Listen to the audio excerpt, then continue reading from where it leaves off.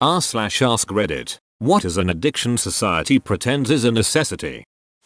Some people are addicted to comparing their lives to others when they should really strive to be the best they can be. Trying to outperform others leads to endless frustration, but trying to outperform yourself leads to true improvement. Coming from an overthinker, I completely agree. I'm also an overthinker and that comment hit me hard. Even seeing improvement in myself, hell even others noticing it too, you think would be enough for me, but goddamn. I hate that I am stuck always composting myself to others that are better. It's so damn hard to shake. The frustration, disappointment, self-loathing, hate it. Wish I could just not have those thoughts and constant comparisons. Used to never happen. In my circle sometimes I used to be the best person at fill in the blank. Now with the internet being so prominent, comparing yourself to hundreds of thousands of others is fucking depressing. I need to start meditating regularly again. I always strive to outperform myself and improve, and I do. But the horrible thoughts of there always being people who will forever be way better than I ever could at something just destroy all of my pride. Staying up late and waking up early. Felt this one. It's 2:00 AM in my time zone. I have to wake up in 5 hours. I know that, yet I'm not going to bed. 24 hours cable news. Anyone else here old enough to remember Paul Harvey? For decades, people heard his voice on the radio and thought of him as the voice of America. He was immensely popular and was constantly courted to write newspaper columns or have a daily TV show. He maintained that was difficult, if not impossible, to write interesting content on a daily basis and it would lead to false content. I can't say that he was wrong. The rest of the story, yeah, Paul Harvey was a genius and sorely missed. Social media. My Facebook got hacked, basically phished, and they haven't let me back in yet even though I followed Facebook's own policies for getting access to my account again. It's been several days now, so I was thinking, shit, I'm gonna have to make a new account. And then I realized, no I don't. I don't really miss it at all.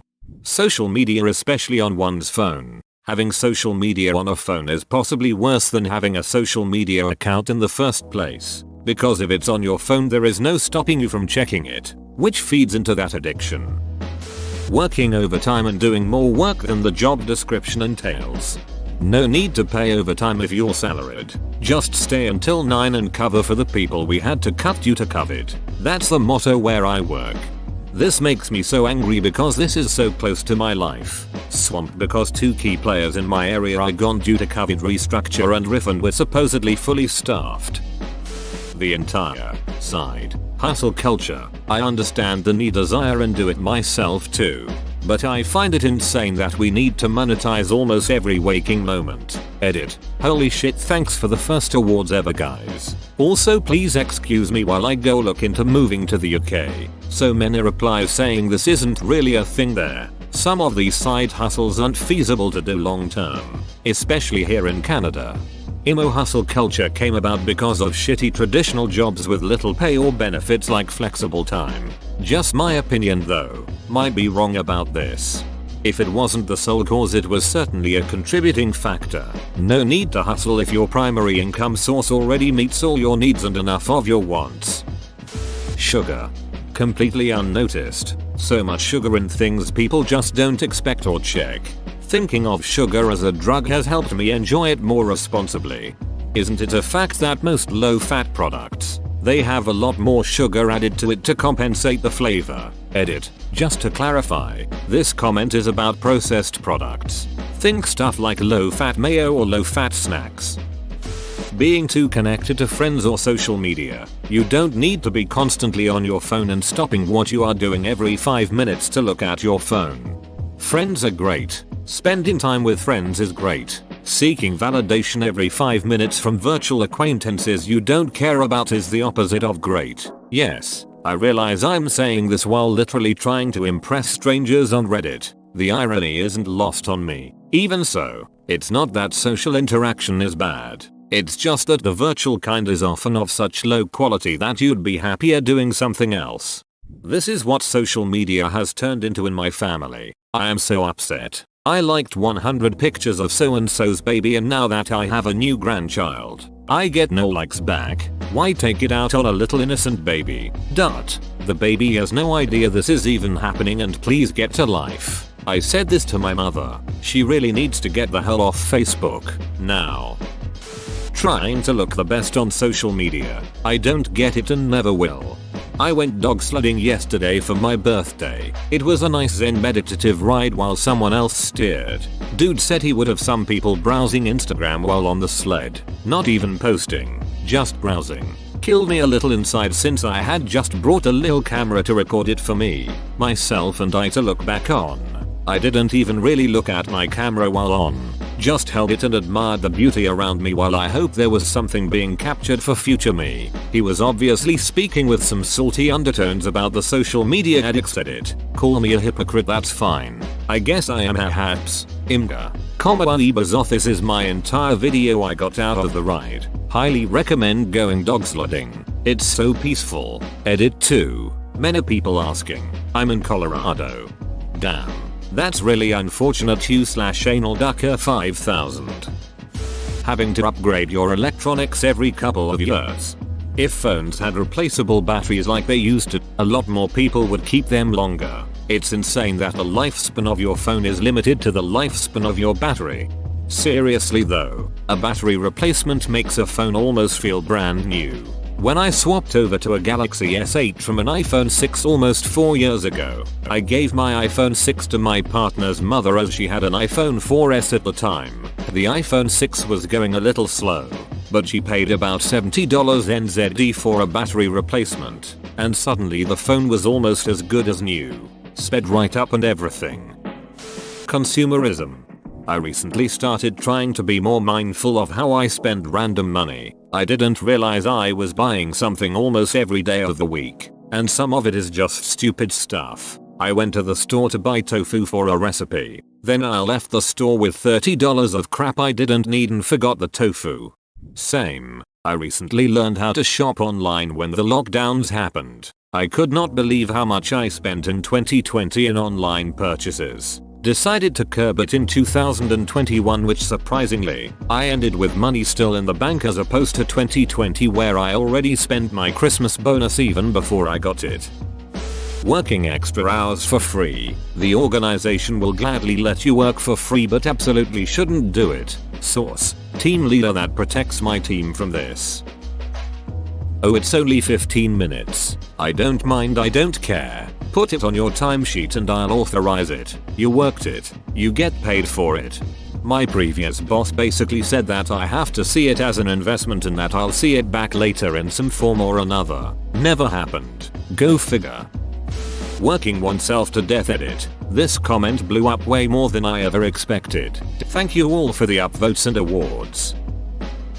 One of my favorite related quotes: you'll never hear someone on their deathbed say they regret they didn't work more. Edit. There's a lot of replies of examples that disprove this quote. It could be interpreted in many ways, but what I mean is in regards to working oneself to death specifically. Same job, constant OT, working on days off or while sick, etc. Regretting not getting an education, or working your way up in a career is different. I think we've all had those relatives who'd tell us at young ages to go to college because they regret never going. We should always strive to accomplish more. Caffeine. Sugar. Yes, everything in the US is so sweet. Your bread tasted like cake. And expensive weddings. That shit is not normal. Because of COVID, my 2020 wedding had to be postponed, along with all of the vendors and banquet hall.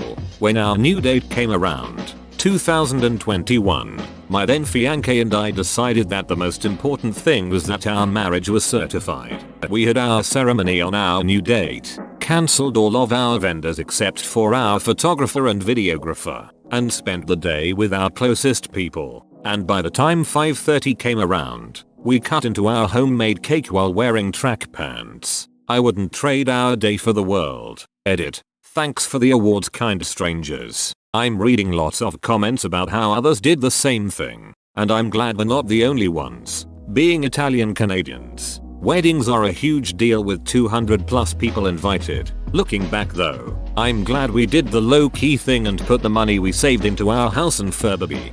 Great choice. Spending money doesn't necessarily mean a good time. Sounds like you two have your act together already. Good luck. Unlimited growth. In fact, Netflix stock tanked as a result of new subscriber growth slowing, since most Americans that would want a Netflix account already has one. And they actually made a profit, just not enough of a profit for Wall Street. Always buying anything that is new, exciting, better. What a crock of shit. I'm going to screenshot this comment and sell it as an NFT. NFT stands for no duckin' thanks. Alcohol. I'm so tired of people telling me I'm not living my life cause I don't drink. Living in Wisconsin, the state that has alcoholism as a state pastime, I get a few weird looks every so often when I tell people I don't drink. I have an entire family tree of my mom's side that drank themselves to death. I'm good fam.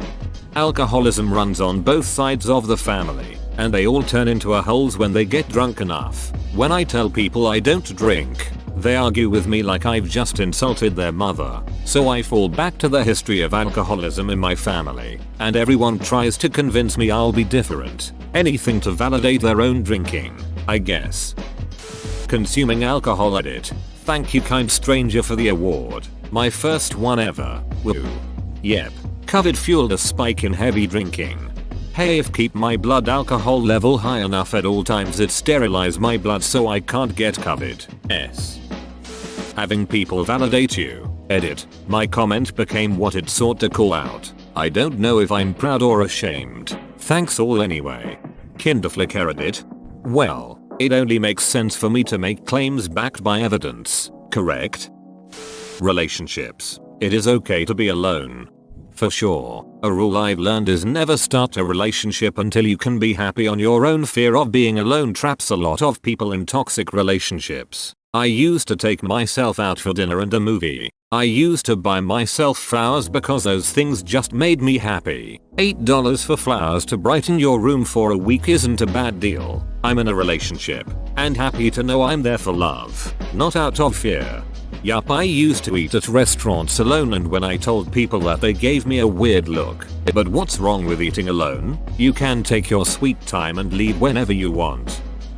Weed. I'm a former stoner and honestly my life is much better sober. Yet so many people act like smoking weed all the time isn't really that bad and it's basically medicine. Nah fam, you're emotionally dependent. I still smoke occasionally but I don't miss weed being an everyday thing. Edit. My first gold. Thank you edit 2. Just to be clear, I'm not saying weed has no medicinal value whatsoever. I'm more poking fun at people who have a dependency cause it feels nice and using its medicine as an excuse to feed their habit. Was a full-time stoner too. Guess we had to go through it to see it on the other side. There's this drug culture of getting ducked up and being self-depreciating. Knowing there's something emotional that needs tending to but deciding to tell other people that they'd rather just smoke because there's something stoic about battling with their issues. People thinking it's necessary to smoke so much. Telling people how much they smoke. I always stayed high but I'd take a hit maybe every 30 minutes or so. It's really all you need. Anybody going off about their habit was as annoying. I used to get high pretty often but for some reason it started making me paranoid. So I just stopped. And I don't really mind. My lungs are happier for it. And my brain is a little bit clearer. Sometimes I feel like I'm missing out. But my bank account is better for not smoking. Alcohol. I'm a doctor and when I ask if someone smokes they say no. Smugly. When I ask if they drink, they gush and joke about how happily they do so. Alcohol is pretty much the worst drug emo. It's devastating. My wife is a recovering alcoholic and we used to fight about it a lot. I finally told her I wouldn't mention it ever again as long as she told her doctor the actual number of drinks she had a day. You think I'm overreacting? Tell your doc. If she says it's fine, I'll shut up. Of course she came home looking queasy with a script for naltrexone and a stack of pamphlets. She didn't believe it was that bad. Alcohol is absolutely devastating. How many drinks was it? Don't mean to get personal, but the answer can put it into perspective for the drinkers out here. Porn. As someone who struggled with this in my late teens and 20s, I completely agree with this. I joined an online community for my recovery and it was heartbreaking to see the stories of people, young and old, whose lives had been ruined by this addiction. I bet this is way more common than we know too. Most don't get help or even know they have a problem. Obsessing over celebrities' personal lives. I don't give a duck who's dating who had a baby, who got divorced, etc. And I don't understand why anyone else does. Am I getting old if the trash magazine covers are mostly about divorces of people I've never heard of? Being in a romantic relationship, it feels almost like you need to be in one or you're lonely. I have multiple degrees. I've won plenty of track and field medals, honor society awards, etc. But my mom never looked half so proud of me as the day I brought a BF home. That and that alone was the only accomplishment she wanted. It was sickening. That's so ducking depressing because I always suspected my parents would react the same way. The lotto.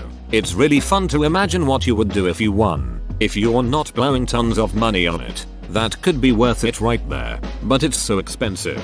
And your chances are like 0.0001 of winning something you can retire with.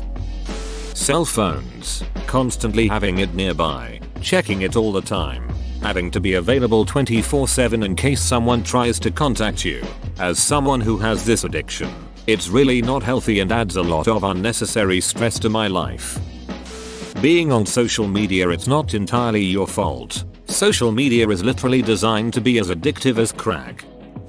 Constant profit. It's called greed, and not only unnecessary but is extremely dangerous. It is not sustainable. Edit. A word.